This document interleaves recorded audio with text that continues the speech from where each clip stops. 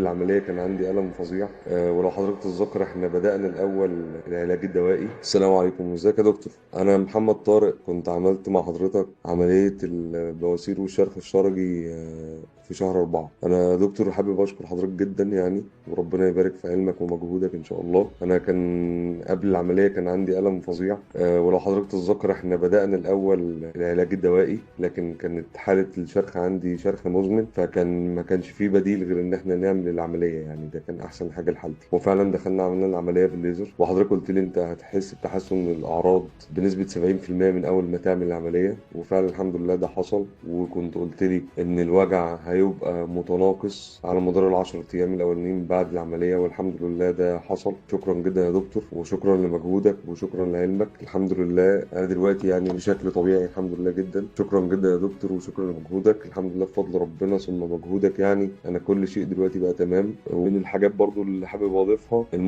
متابعة حضرتك من يوم ما عملت العملية لاخر مرة قابلت حضرتك في الاستشارة، والاهتمام بالتفاصيل ما بين الوقت ده كله تقريبا متابعة على مدار شهرين. ما فيش مرة حضرتك اتأخرت عليها، ولا على رسالة واتساب ولا على تليفون، ولا انا حبيت او كنت قلقان اجي الاستشارة في ميعاد حتى غير ميعادي وكان في مشكلة. يعني كان اي قلق بيقابلني وباجي الاستشارة حضرتك بتستقبلني بكل ترحاب. فشكرا تاني يا دكتور وشكرا لمجهودك.